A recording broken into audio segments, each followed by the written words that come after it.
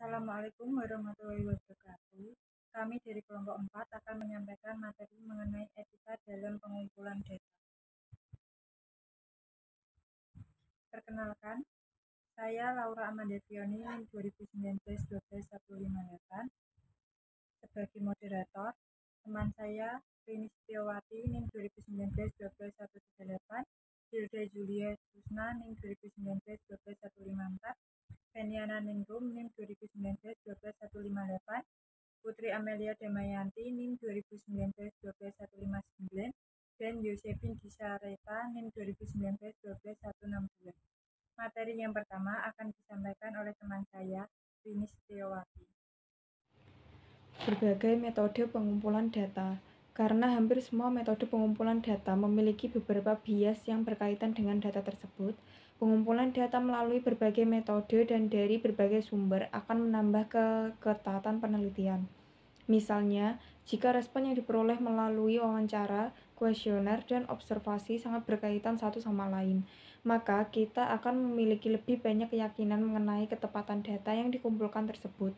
Jika pertanyaan yang sama dan mendapatkan jawaban yang berbeda, maka ketidakyakinan pun muncul dan kita akan cenderung membuang data karena menjadi bias. Demikian pula, jika data yang diperoleh dari beberapa sumber menunjukkan tingkat kesamaan, kita akan memiliki keyakinan lebih kuat mengenai ketepatan data tersebut. Contohnya, jika seorang karyawan menilai kinerjanya 4 pada skala 5 titik dan supervisor memberinya nilai yang sama, kita cenderung akan menganggapnya sebagai pekerja yang lebih baik dibanding rata-rata pekerja. Sebaliknya, jika ia memberi dirinya sendiri nilai 5 pada skala 5 titik dan supervisor memberinya nilai 2, maka kita tidak akan mengetahui sejauh mana terjadi bias dan dari sumber yang mana.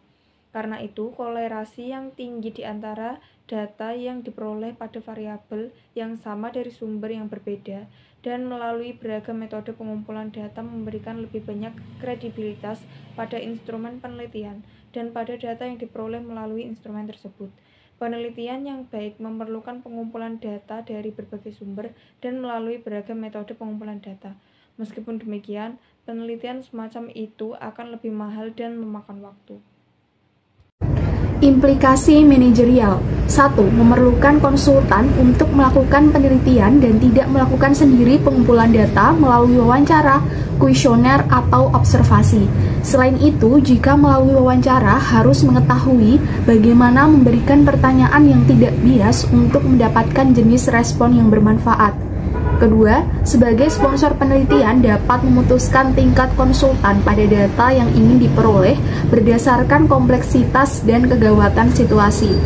3. Sebagai pengamat partisipan tetap terhadap semua hal yang terjadi di sekitar tempat kerja dan mampu memahami dinamika yang berlangsung. 4. Membedakan antara pertanyaan yang baik dan buruk yang dipakai dalam survei dengan kepekaan pada perbedaan budaya, tidak hanya dalam penyusunan skala tetapi juga membuat seluruh instrumen survei dan dalam mengumpulkan data. Berikutnya adalah etika dalam pengumpulan data. Isu etika harus diperhatikan ketika mengumpulkan data. Yang mensponsori penelitian, mengumpulkan data, dan yang memberikannya saling berkaitan. Sponsor memastikan bahwa studi untuk tujuan organisasi. Kerahasiaan data harus dihormati dan perlunya pikiran yang terbuka dalam menerima hasil atau rekomendasi laporan dari peneliti. Berikut adalah etika dan peneliti. 1. Memperlakukan informasi yang diberikan responden sebagai hal yang sangat rahasia dan menjaga privasi responden merupakan salah satu tanggung jawab utama peneliti. Jika wakil direktur atau eksekutif puncak lainnya ingin melihat kuesioner yang diisi, kewajiban untuk melindungi kerahasiaan dokumen seharusnya ditekankan. 2. Peneliti tidak boleh mengemukakan hal yang tidak benar mengenai sifat penelitian kepada subjek, terutama dalam eksperimen laboratorium. 3. Informasi pribadi atau yang mengganggu sebaiknya tidak ditanyakan. Dan jika hal tersebut mutlak diperlukan untuk penelitian, hal tersebut harus diungkapkan dengan kepekaan yang tinggi kepada responden, serta memberikan alasan yang spesifik. 4. Apapun sifat metode pengumpulan data, harga diri dan kehormatan subjek tidak boleh dilanggar. 5. Tidak memaksa siapapun untuk merespon survei, dan jika seseorang tidak ingin memanfaatkan kesempatan untuk berpartisipasi, keinginan seseorang tersebut harus dihormati. 6. Pengamat non-partisipan harus sedapat mungkin tidak mengganggu. Dalam studi kualitatif, nilai-nilai pribadi dapat dengan mudah membiaskan data. Penelitian perlu memperjelas asumsi, harapan, dan bias sehingga keputusan informatif yang berkaitan dengan kualitas data dapat dibuat oleh manajemen. 7. Dalam studi lab, subjek harus diberitahu sepenuhnya mengenai alasan eksperimen setelah mereka berpartisipasi dalam studi tersebut. 8.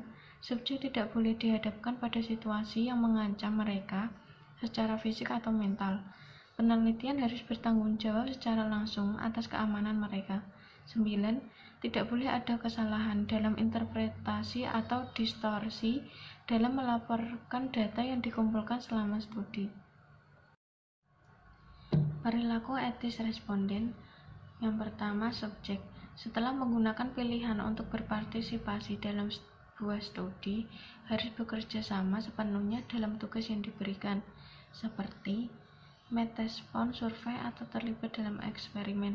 Kedua, responden juga memiliki kewajiban untuk menyampaikan respon dengan benar dan jujur. Kesalahan dalam menyampaikan atau memberikan informasi harus dihindari. Sekian presentasi dari kelompok kami. Jika ada salah kata, kami mohon maaf. Jika ada pertanyaan, kami persilahkan. Wassalamualaikum warahmatullahi wabarakatuh.